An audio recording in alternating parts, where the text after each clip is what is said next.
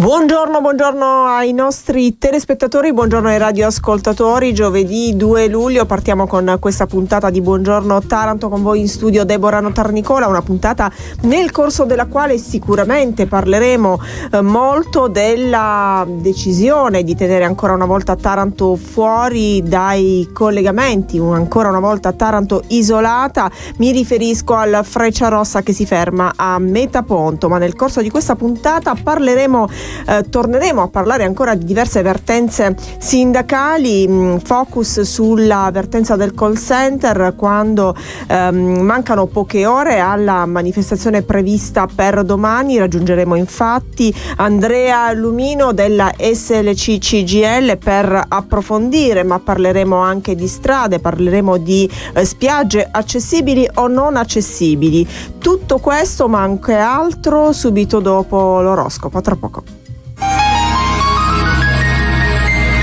L'oroscopo di Maya. Buon giovedì a tutte e a tutti da Maglie dalle Stelle che ci danno qualche consiglio anche per oggi. Sentiamo. Ariete, avrete l'occasione perfetta oggi per ottenere un nuovo lavoro, un contratto favorevole o una collaborazione interessante, oppure per dare slancio alla vostra relazione sentimentale. Toro, tagliate le spese superflue e rivedete i vostri obiettivi. Anche se non amate i cambiamenti bruschi, questo è un buon momento per introdurre piccole modifiche che faranno grande differenza nel tempo. Gemelli, è il vostro momento per brillare grazie alla vostra mente acuta. Al lavoro, nella scrittura o negli studi potrete sfruttare la vostra ispirazione e la vostra lucidità. Potete ottenere anche riconoscimenti o farvi notare in un contesto professionale. Cancro, sentite il bisogno di maggiore controllo nella vostra vita quotidiana. Avrete la possibilità di creare nuovi schemi organizzativi. Approfittatene per mettere ordine anche nella vostra routine, migliorando la gestione del vostro tempo e delle vostre risorse. Leone, vi sentite energici, creativi e socievoli. Siete al centro dell'attenzione e il vostro carisma naturale è al massimo. Usate questo momento per iniziare un nuovo progetto. Vergine, sul fronte lavorativo o sentimentale sapete trovare compromessi e soluzioni vantaggiose. Approfittate di questo cielo per firmare un contratto, dichiararvi o risolvere un conflitto. Bilancia, siete brillanti, originali e avete una visione d'insieme che vi permette di distinguervi. Sarete in grado di mettere in moto un progetto creativo o tecnologico, oppure rinnovare i vostri obiettivi personali. Scorpione, se di solito tendete a vedere il bicchiere mezzo vuoto, è tempo di cambiare prospettiva. Potrete beneficiare di una nuova luce nell'affrontare le questioni pratiche, in particolare quelle legate alle finanze e al lavoro. Sagittario, in ambito professionale o economico potete fare delle scelte molto lungimiranti. Avrete una notevole capacità strategica. Analizzate i dettagli e fidatevi del vostro sesto senso e fate il primo passo verso un cambiamento importante. Capricorno, le relazioni familiari richiedono ascolto e comprensione. Potreste dover mediare, chiarire una questione o fare una scelta di cuore. Anche se non tutto si risolverà subito, il dialogo sarà la chiave per creare armonia. Acquario, nel lavoro siete più organizzati del solito e ogni decisione presa ha una base concreta. In amore riuscite a trovare il giusto equilibrio tra logica e sentimento, sorprendendo chi vi è accanto con gesti teneri ma calibrati. Pesci, una giornata ideale per programmare, firmare, progettare e anche per concedervi qualche momento tutto per voi. Vi sentite padroni della vostra vita e questa sensazione vi dona luce. Oggi vi saluto con le parole di Seneca. Spesso nel giudicare una cosa ci lasciamo trascinare più dall'opinione che non dalla vera sostanza della cosa stessa. Ciao a tutti e a tutti. A domani con l'oroscopo di Maya. E partiamo con l'informazione attraverso le prime pagine dei quotidiani. Siamo sulla Gazzetta del Mezzogiorno, iniziamo così la nostra rassegna stampa. Ripartono i treni via il nuovo Frecciarossa tra Lecce, Bari e Napoli. La regione Puglia non paga, Taranto resta isolata. Il commento: quei binari vuoti nelle giornate dei Giochi 2026, firmato da Maristella Massari. Poi Focus, legge elettorale, resta il rebus delle preferenze, poi i brogli al concorso per magistrati, Cassano smentisce. Sulla destra le cronache, la mano della Sacra Corona Unita dietro il delitto di Copertino, Torneo ucciso per sbaglio, 4 in manette. E poi nel barese ritardi delle BRT, il primo biglietto non prima del 2027, tempi lunghi per i cantieri, poi servirà il collaudo, l'incognita risorse, i bus rapidi, regalo del nuovo anno. Poi ancora la cronaca, assalto al portavalori bloccato a Carovigno, blitz inseguimento, 3 rapinatori arrestati. A fondo pagina firmato dal senatore di Fratelli d'Italia Ignazio Zullo, gli orologi di lusso dei politici alimentano la fuga dalle urne. Passiamo sulla prima pagina del quotidiano. Bitetti cede, Riso entra in giunta.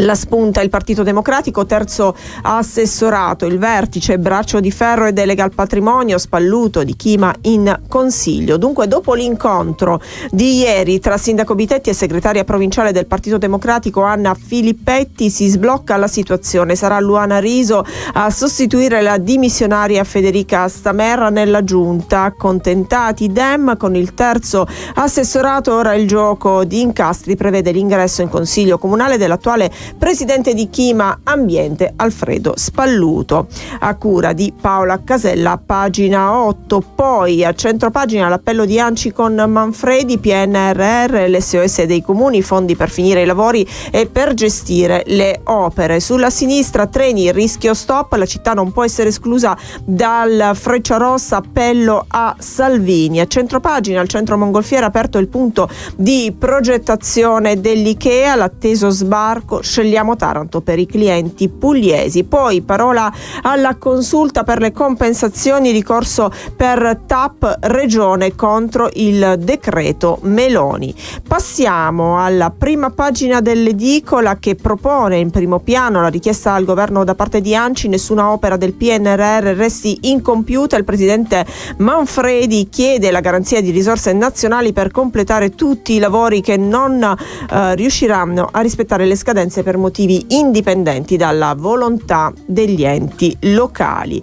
E dunque passiamo alla voce di Manduria, quotidiano online, proclamazione degli eletti, numero di preferenze ufficiali di tutte le liste. Sempre su questo sito Spiagge Libere Manduriani, affidato il servizio di salvamento attualità a Manduria, capitale della cultura. Filotico boccia la candidatura. E dunque per il momento è tutto, la linea torna alla regia, noi torneremo tra pochissimo per la seconda parte della nostra rassegna stampa. Bene, rientriamo insieme con la seconda parte della nostra rassegna stampa. Siamo sulla prima pagina del Corriere del Mezzogiorno della Puglia con l'intervista a Mario Balzanelli, leader della Società Nazionale di Emergenza, che dice la politica deve intervenire. Il riferimento è alla carenza di medici, dice infatti pochi medici nei servizi di soccorso, contratti migliori per fermare la fuga dei medici del 118 ha 2 motivazioni: contratti non adeguati e scarsa sicurezza. Mario Balzanelli, presidente nazionale della Società Italiana Sistema 118, direttore del Sistema 118 di Taranto, lancia l'allarme sul fenomeno e chiede l'intervento della regione per iniziative rapide. Dice: siamo alle corde da diversi anni, operiamo in condizioni difficili, ma serve la volontà politica per risolvere i problemi. E poi la vertenza sindacale della Natuzzi, per la quale, lo abbiamo detto detto anche ieri nel nostro telegiornale. Non ci sono svolte, non ci sono novità, non sono uscite novità dall'incontro di Avantieri in regione. Infatti Natuzzi dà il via alle chiusure, lavoratori in assemblea. Incentivi all'esodo sino a 40.000 euro. Natuzzi ha aperto sportelli nei vari stabilimenti per raccogliere le adesioni dei lavoratori vicini alla pensione, ma ad oggi nessun dipendente si è fatto avanti. Ieri contro il piano dell'azienda, che prevede appunto chiusure e conseguenti trasferimenti dei lavoratori, assemblee in Basilicata. Domani si svolgeranno in Puglia. A centropagina gli investimenti, focus su Bari, una città più moderna. Il sindaco leccese e il presidente dell'ANCI Manfredi presentano le nuove scadenze del PNRR. Il primo cittadino, completate 35 opere, altre 18 in arrivo, proroga al 31 luglio per BRT. E poi a centropagina i trasporti, salta il collegamento di Taranto con Torino, un treno Frecciarossa per viaggiare velocemente dalla Puglia alla Campania. Dunque Napoli e Lecce sono più vicine con il Frecciarossa, 5 ore senza cambi. Esultano i sindaci di Bari, Lecce e Napoli. Adriana Polibortone dice così: tanti turisti dal nord verranno da noi. Polemiche ovviamente, come è giusto che sia. Da Taranto salta il collegamento con Torino. E dunque ci spostiamo sulla prima pagina di Repubblica.it.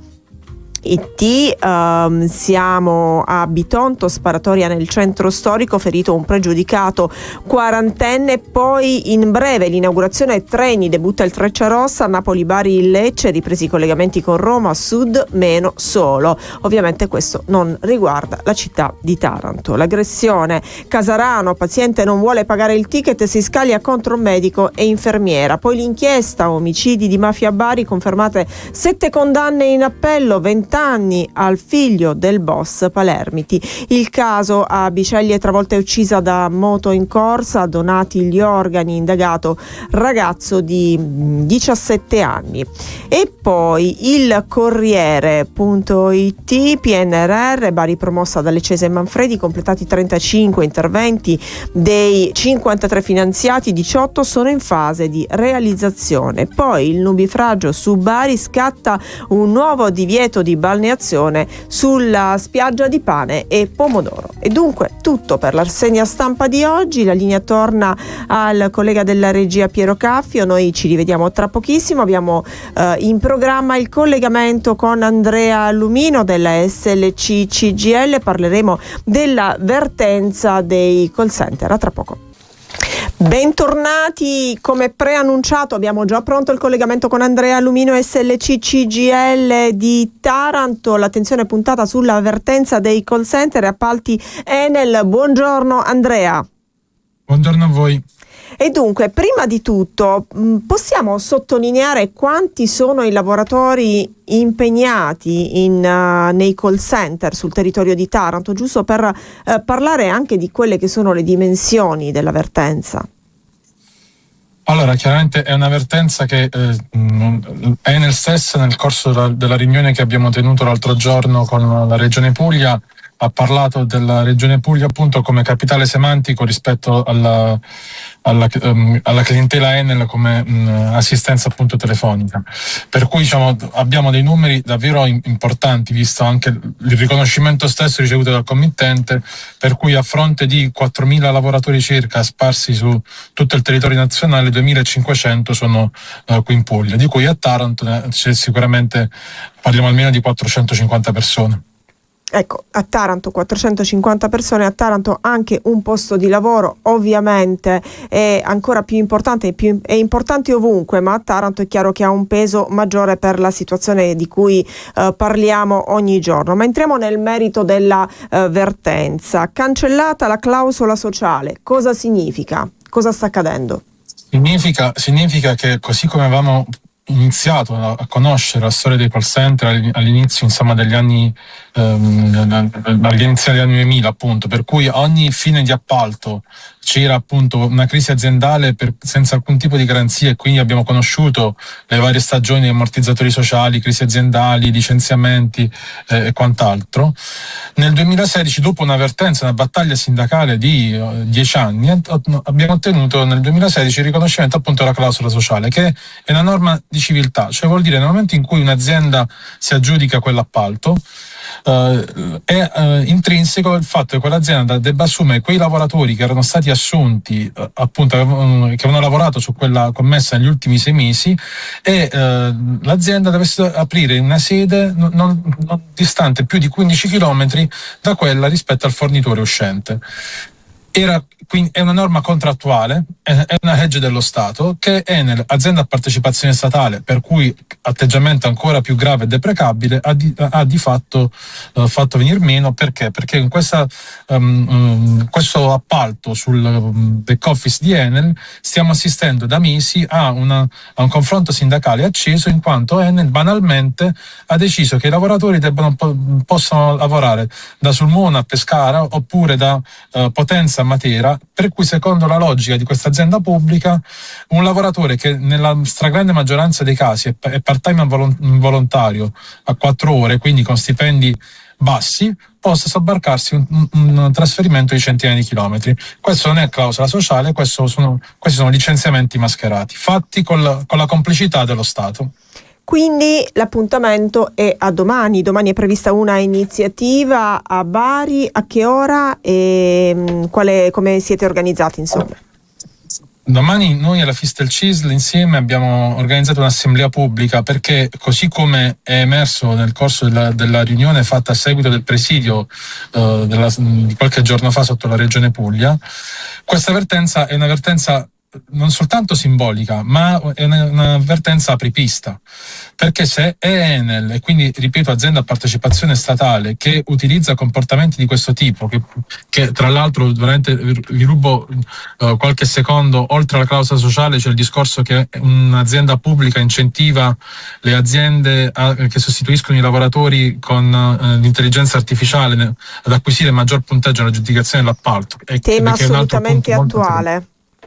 Molto critico, esatto. Dopodiché è venuto fuori la drammaticità di questa situazione, perché il rischio qual è? Il rischio è che a essere coinvolti, oltre a tutti i lavoratori di Enel che sono in Puglia più di 4.000, il punto qual è? Che per l'appunto tutte le altre committenze possono poi fare lo stesso, sia le aziende a partecipazione statale ma anche i committenti privati. E se questa diventa l'apripista, non sarà soltanto appunto Enel, ma tutti. E in Puglia parliamo di oltre 10.000 lavoratori impegnati in questo settore. Dunque un Taranto, Bari e Lecce compresi. Pericoloso precedente. Assolutamente, ecco perché domani facciamo questa assemblea pubblica in cui abbiamo chiamato le istituzioni, perché abbiamo avuto la conferma della partecipazione dell'amministrazione comunale di Bari, l'amministrazione comunale di Taranto, la regione Puglia con l'assessore di Sciascio, ci sono consiglieri regionali di maggioranza e opposizione che hanno deciso di venire, perché abbiamo bisogno di fare quadrato, che è il punto davvero che rischiamo di farci male. Grazie Andrea Lumino della SLC CGIL, buon lavoro sempre in difesa dei lavoratori. Grazie. Buon lavoro. Noi torniamo in studio, sono le 7:45, la linea torna alla regia per la pubblicità tra poco.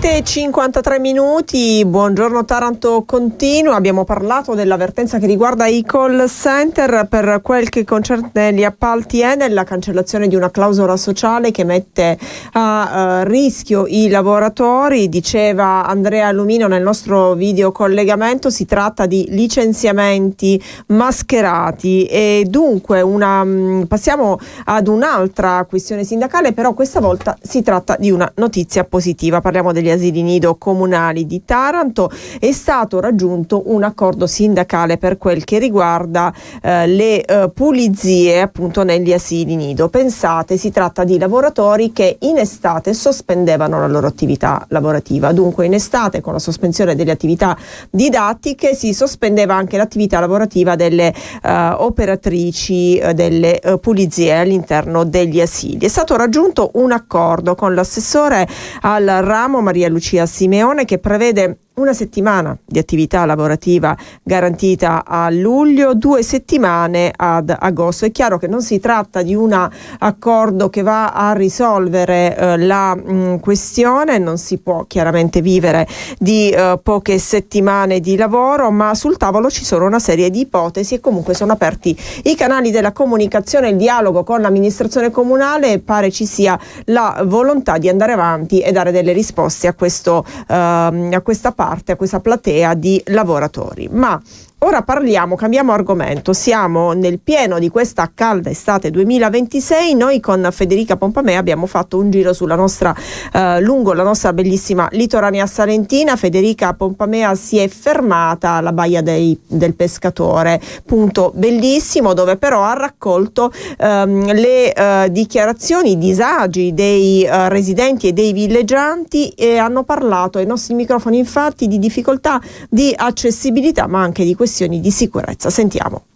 Una piccola spiaggia avvolta dagli scogli e dal verde degli alberi, certificata a bandiera blu, inaccessibile e priva di alcuni servizi essenziali. È il paradosso che descrive la Baia del Pescatore a Pulsano, e la denuncia arriva proprio dai residenti, che da anni ormai non riescono più a godere del piccolo tratto di costa considerato il gioiello della litoranea salentina. Tra i principali disagi evidenziati, specialmente dagli anziani che la vivono quotidianamente, le difficoltà per raggiungere la spiaggia, come la scala dissestata e priva di scorrimano, dove proprio Antonio Mauro ha soccorso la moglie che è scivolata tra le crepe dei tufi. Mia moglie ha perso l'equilibrio e quindi è scesa giù, si è ferita, ma però leggermente al ginocchio, niente in particolare, per fortuna. Una situazione che per Giovanna Filomena, residente da 15 anni, si complica anche a causa delle erbe e delle sterpaglie incolte che bloccano completamente il passaggio che collega le abitazioni direttamente alla spiaggia. Ci sono proprio le pozzanghere e c'è l'erba che è alta quanto me. Quindi basterebbe poco per risolvere la situazione. Invece noi siamo disagiati che attraversiamo tutta la strada col pericolo ogni giorno e scendiamo dalla baia.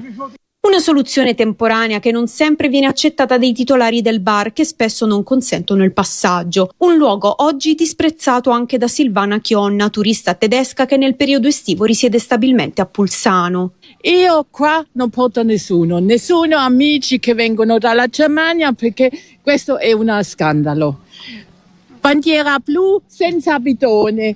Loro fanno ogni anno festa, ogni giorno sera festa. Quando viene la mattina tutto pieno di rifiuti. Criticità che sono già state segnalate al comune di Pulsano, che però non hanno mai avuto una risposta concreta. Il comune di Leporano ha tentato di intervenire per tentare di accontentare i bagnanti. Sono subito scesi i vigili mandati dal comune di Pulsano e hanno stoppato. No, questo è territorio mio. E mentre le amministrazioni intraprendono battaglie burocratiche per ottenere o per non perdere il controllo su un pezzo di terra, i residenti cercano a fatica di usufruire della bellezza di un paesaggio naturale abbandonato a se stesso.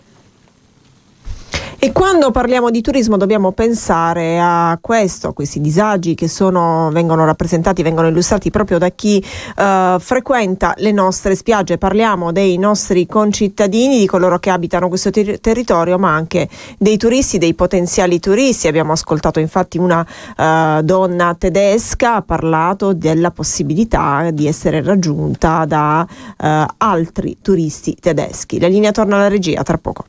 Arriva dal comune di Taranto nel pomeriggio di ieri una nota che conferma alla società sportiva del Taranto l'impegno a rendere disponibile lo stadio comunale per la stagione sportiva 2026-2027. Il rilascio del nulla osta avverrà immediatamente dopo l'acquisizione del certificato di agibilità dell'impianto da parte degli organi competenti, considerato che lo stadio è attualmente interessato dai lavori di riqualificazione. Il sindaco Bitetti dice: l'obiettivo è mettere il Taranto nelle condizioni di affrontare con serenità la nuova stagione sportiva.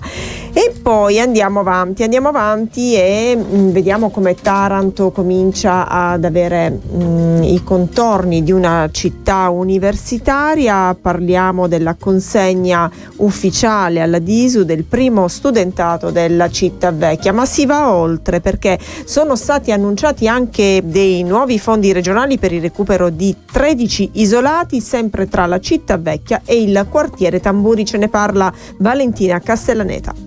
Il recupero di Palazzo Nove Lune, così come la struttura e le zone adiacenti, sembra essere solo l'inizio di molte altre riqualificazioni, o almeno questo è l'intento dell'amministrazione comunale, che oggi ha consegnato ufficialmente il nuovo studentato alla DISU Puglia. Un passaggio di consegne che trasformerà i cantieri in risorse concrete per il territorio. Alloggi con vista sul mare, aule studio e cucine comuni. Sono i primi 22 posti letto per i fuorisede che saranno disponibili dall'inizio del 2027, ma per il vice sindaco Mattia Giorno è solo il primo tassello di un mosaico ben più ampio.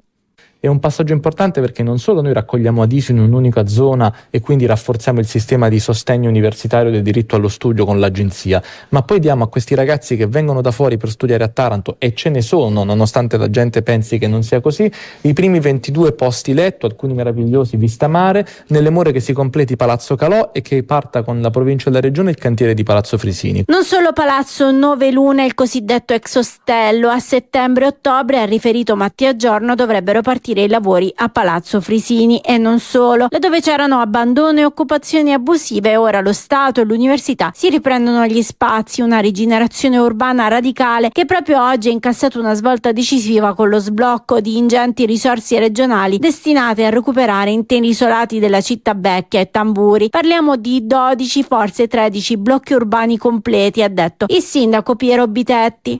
È un obiettivo, probabilmente il principale di questa amministrazione, puntare alla riqualificazione della città vecchia, non soltanto dal punto di vista urbanistico, ma anche dal punto di vista culturale, economico e sociale.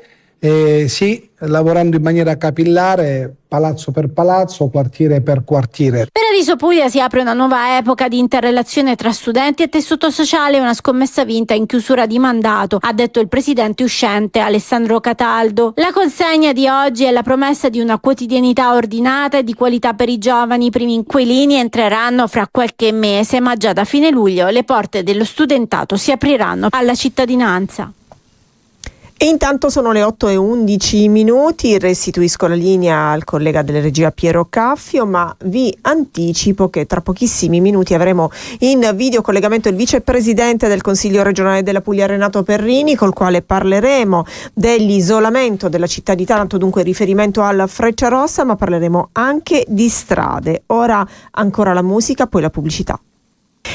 Ancora con voi, buongiorno Taranto, Deborah Notarnicola in studio con voi. Parliamo di cronaca politico-amministrativa, parliamo delle decisioni al Comune di Taranto, della decisione del sindaco Piero Bitetti di cedere al Partito Democratico un terzo assessorato. Parliamo dunque di Luana Riso, che prende il posto dell'ex assessora Federica Stamerra. A tal proposito però si registra una nota piuttosto schietta, firmata dal Partito Democratico di Talsano, dal circolo del PD di Talsano. Si legge nella stessa che in merito alla recente nomina nella giunta comunale di Taranto dell'assessora Riso, il circolo Partito Democratico di Talsano, che si è riunito ieri sera in assemblea, non ha condiviso la decisione della neoassessora e del consigliere comunale Stefano Panzano, che hanno scelto in assoluta autonomia un cammino politico senza una discussione preventiva con il circolo. Avevamo e abbiamo fortissime perplessità, scrivono dal circolo PD di Talsano, su questo percorso intrapreso in queste ore dai consiglieri Riso e Panzano, in quanto era una precisa scelta condivisa 1 anno e mezzo fa dall'Assemblea al momento della scelta delle candidature espressione del circolo di Talsano. Ricordiamo di aver supportato a maggio 2025, dunque il riferimento è alle elezioni amministrative, leggendoli tra i più suffragati, Riso con 1159 voti e Panzano con 1100 voti. Adesso con questa scelta solitaria dei consiglieri Riso e Panzano, quel rapporto fiduciario, a meno di repentini ripensamenti, verrà inevitabilmente meno. Gli iscritti del circolo PD di Talzano a malincuore ne prendono atto. A volte si legge in questa nota: la coerenza e la lealtà in politica diventano un optional. Invece i compagni e le compagne del circolo PD di Talzano, con dignità, fierezza e coraggio, continueranno, come fanno ogni giorno da 3 anni e mezzo a questa parte, ad affrontare le prossime sfide politiche. Dunque vedremo cosa accadrà nelle prossime ore. A tal proposito, se ci sarà quindi un ripensamento da parte della neoassessora Luana Riso, oppure se proseguirà su questa strada. Ma parliamo ora di raccolta differenziata e parliamo di un risultato eccellente, di un risultato ottimo, quello conseguito sul territorio di Leporano. Leporano Comune Riciclone sfiora il 100% della raccolta differenziata. Vediamo. Leporano festeggia un importante traguardo ambientale. Nel mese di giugno il comune ha raggiunto il 96% di raccolta differenziata, un risultato che premia l'impegno congiunto dei cittadini, dell'amministrazione comunale, degli operatori del servizio di igiene urbana, ma anche del lavoro svolto nel periodo invernale nelle scuole di ogni ordine e grado. Il vice sindaco con delega all'ecologia Danilo Secondo ha espresso il proprio ringraziamento ai leporanesi, al responsabile dell'ufficio ambiente, l'ingegnere Ariani, agli operatori ecologici della ditta Impregico e al responsabile Danilo Marra per il lavoro svolto quotidianamente sul territorio. Un risultato che, sottolinea l'amministrazione, rappresenta un passo concreto verso un futuro più sostenibile grazie alla riduzione dei rifiuti destinati in discarica, al recupero delle materie prime e alla tutela dell'ambiente.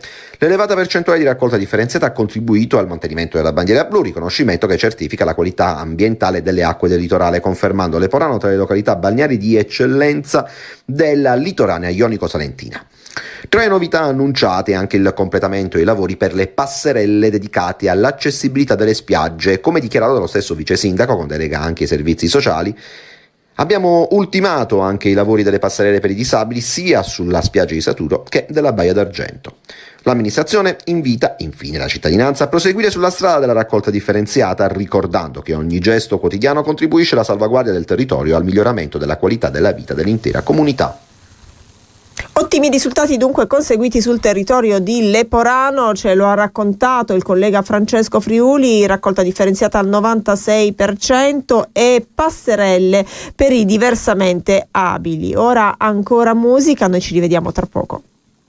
In slitta di qualche minuto il videocollegamento con il vicepresidente del Consiglio regionale Renato Perrini, lo raggiungeremo tra pochissimo. Intanto parliamo di musica d'autore, grandi eventi per accendere la costa ionica in questa estate 2026 al Monrev. È già tutto pronto per il Summer Festival. Sentiamo. Il palcoscenico è già pronto, imponente e coperto. Per non svelare nulla, mancano ormai pochissimi giorni al 3 luglio, quando a calcarlo sarà Mario Biondi per inaugurare il Monrev Summer Festival. Un debutto attesissimo che coincide con la prima tappa nazionale del tour per il 20ennale della carriera dell'artista. Un traguardo ambizioso per una rassegna che punta ad accendere il riflettore sulla costa tarantina, ha detto uno dei proprietari, Vincenzo Di Somma. Non è stato proprio semplicissimo avere questo tipo di collaborazione e portare in una zona come quella di Taranto questo calibro di eventi,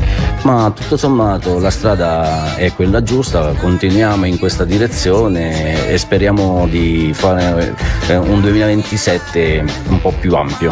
Un viaggio sonoro a 360 gradi, dall'eleganza di Mario Biondi all'allegria folk e genuina dei Patagarri, dalla musica senza tempo della band originale di Amy Winehouse attesa in un'esclusiva data meridionale il 12 luglio direttamente da Londra, fino a Joe Evan extraterrestre, passando per il pop d'autore di Tropico. Un mix eclettico, ha detto Mimmo Battista, il direttore artistico, che punta a fare rete ed attrarre turismo.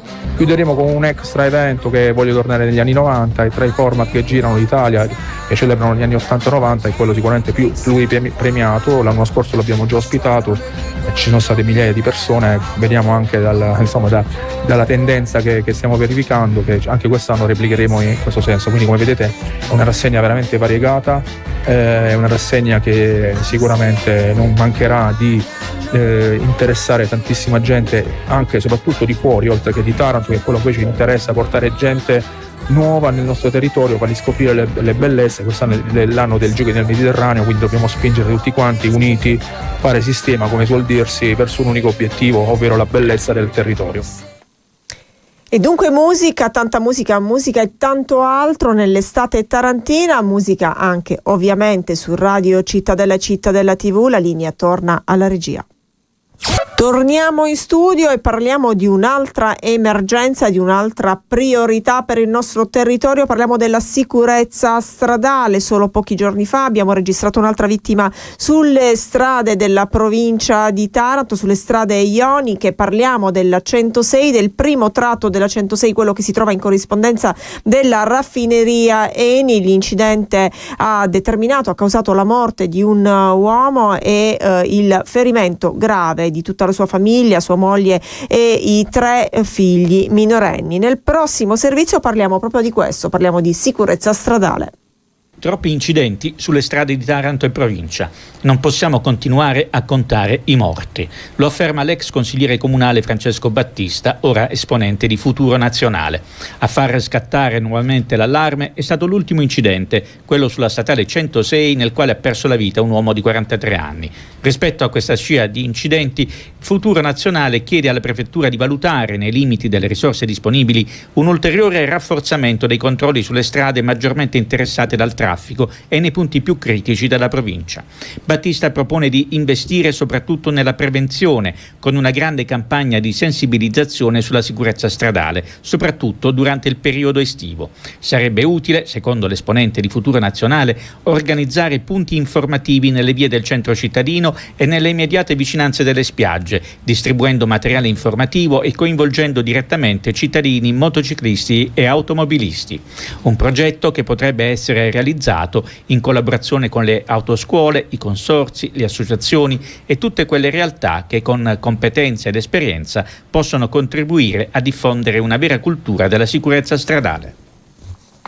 Ecco, e dalla sicurezza sulle strade passiamo ai problemi di isolamento per il territorio ionico. Ne parliamo con il presidente del Consiglio Comunale di Taranto, Gianni Liviano, che è in videocollegamento con voi. Buongiorno Presidente. Buongiorno a lei, buongiorno a tutti. E dunque, una sua nota delle ultime ore. Lei inizia dicendo: mentre si celebrano i lavori di riqualificazione della stazione ferroviaria di Taranto, ci troviamo di fronte ad una realtà ben diversa. Mia nota solo è una nota del Comitato dei Treni, no? Qualche anno fa abbiamo costituito sul territorio di Taranto, proprio in virtù di questa debolezza forte, una rete di persone, sindacati, persone che fanno politica, insomma, che potesse in qualche maniera tentare di essere uno stimolo, e devo dire che per una fase lo siamo stati veramente. Poi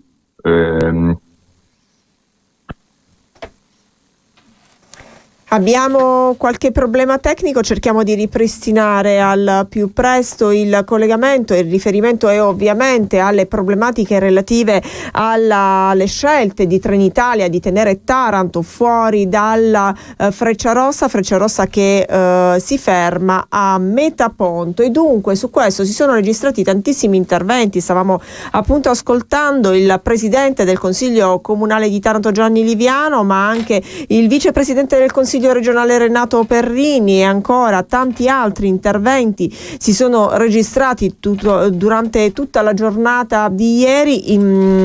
Hanno sottolineato infatti questa incoerenza. In qualche maniera questo territorio continua ad essere isolato e sembra assurdo a questo punto dover parlare di necessità, parlare del rilancio anche turistico del territorio ionico, di uno sviluppo economico nella direzione proprio del turismo, quando il territorio è isolato. E questo non solo rappresenta un disagio, un disservizio per chi questa terra la abita, ma ovviamente è un deterrente per tutti coloro che possono pensare di passare qui le vacanze. Questo è ovvio.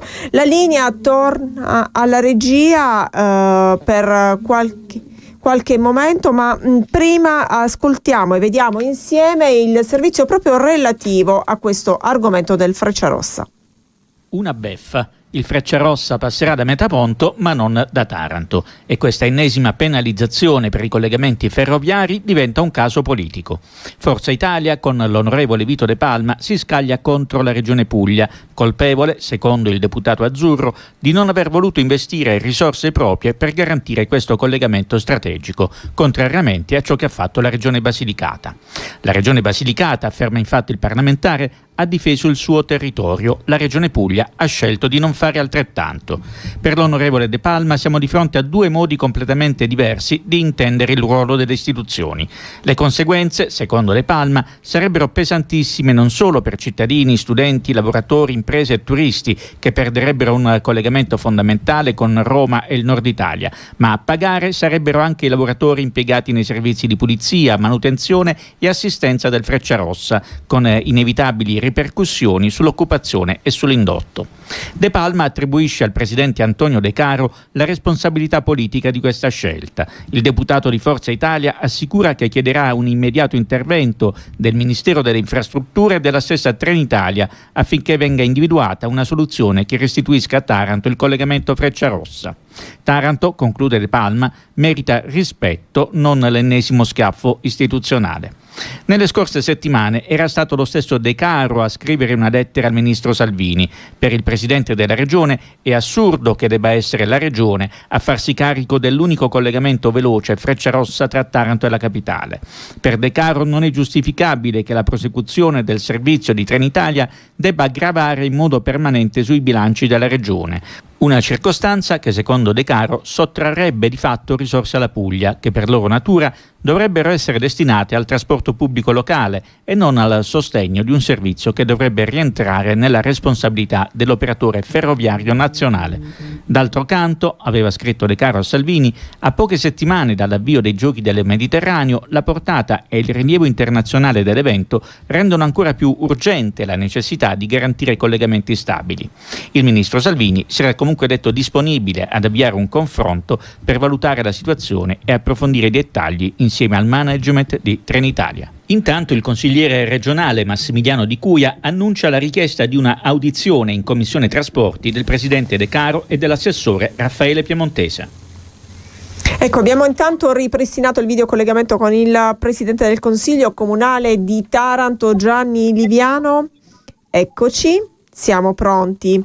E dunque parlavamo, il rischio è quello di avere una stazione rinnovata ma senza collegamenti.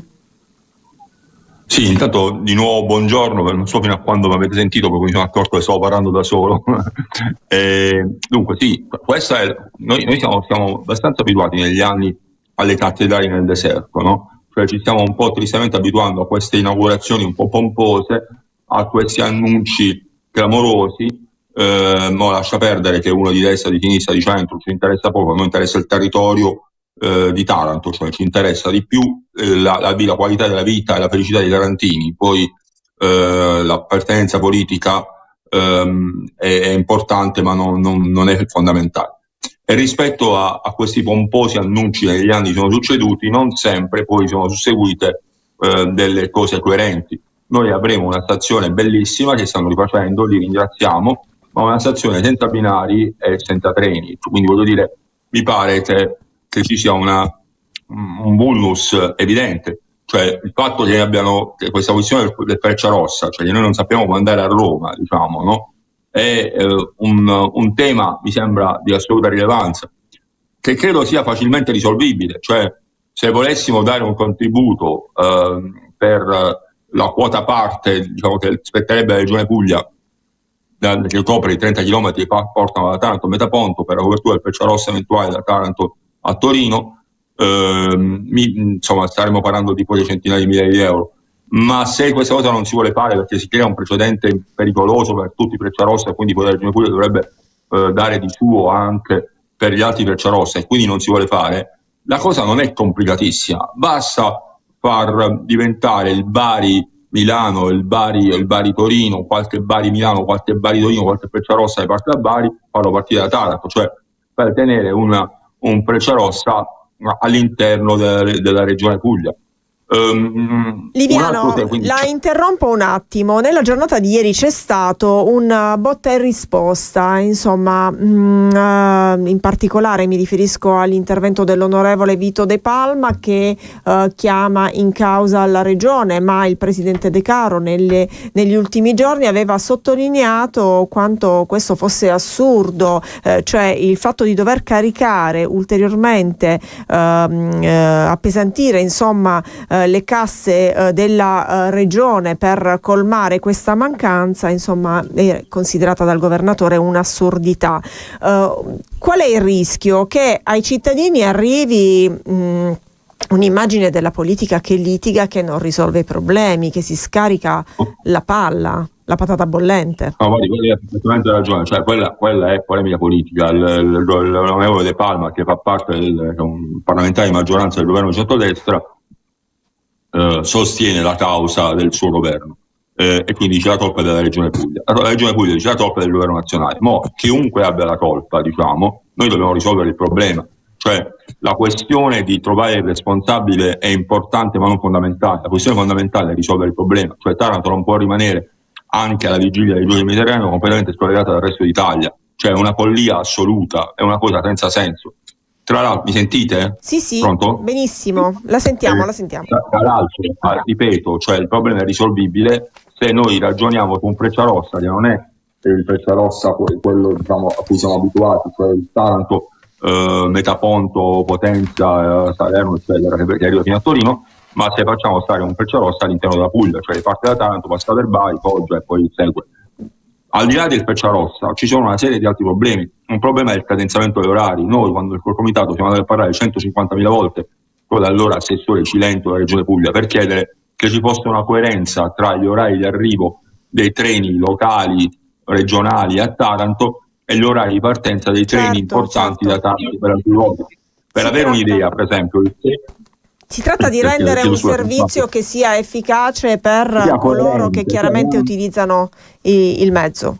Cioè il Frecciarossa, per esempio, il 4820 che parte da Taranto per Milano alle 9.15, e per avere un'idea il Bari-Taranto, quindi il treno che porta tutti il versante Ginosa, Castellaneta, Paragianello, Massafra fino a Taranto, arriva 5 minuti dopo, cioè questo treno arriva 5 minuti dopo la partenza del Frecciarossa. Che cavolo di senso ha farlo arrivare 5 minuti prima? Chiarissimo. E poi un'altra cosa è il declassamento dei lavoratori delle pulizie, cioè dal 3 luglio i lavoratori delle pulizie del Frecciarossa sono declassati, quindi si riduce, cioè c'è un problema non solamente di qualità, della possibilità di raggiungere Taranto, di arrivare a Taranto, quindi di servizi per i cittadini, c'è un problema anche di lavoro, cioè ci sono persone che così perdono il lavoro.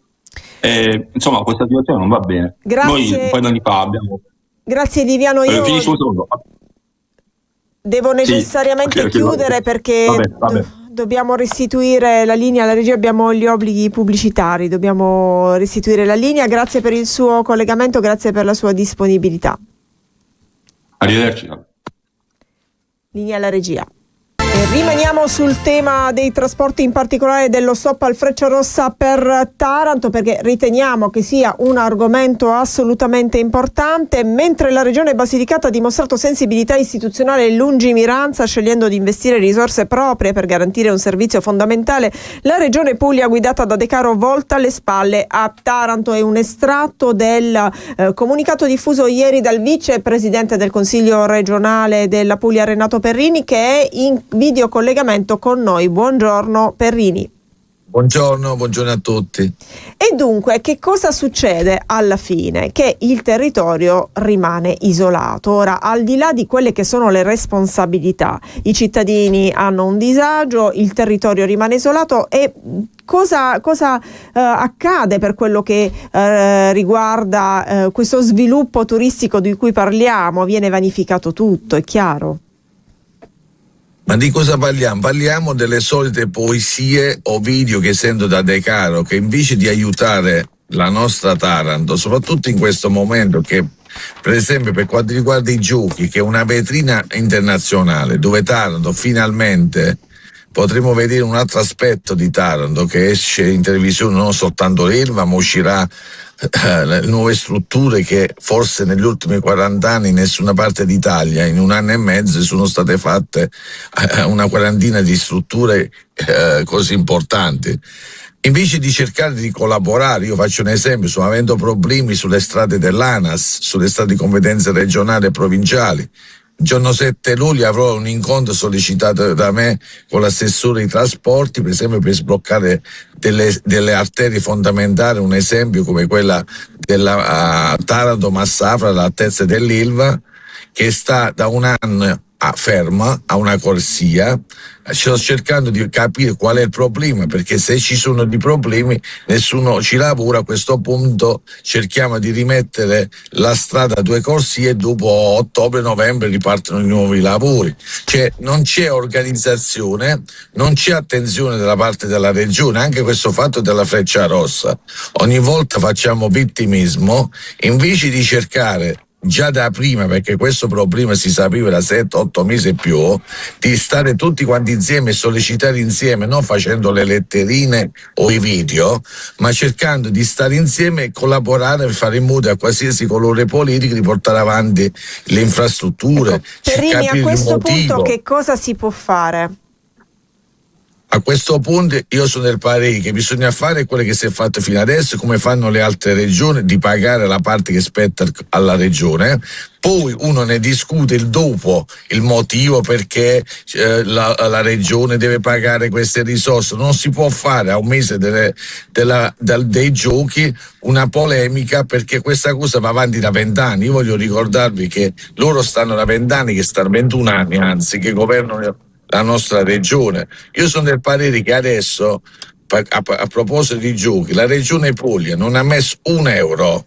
E non ci dimentichiamo che Emiliano disse che alcuni anni fa, un paio di anni fa, prima che si andava alle elezioni, che lui doveva investire su Taranto 50 milioni di euro. Non si è visto €1. Allora io quello che dico, almeno questo mese cerchiamo di concentrarci su Taranto. Se ci sono delle risorse da mettere, chiedo al presidente De Caro di cercare di collaborare.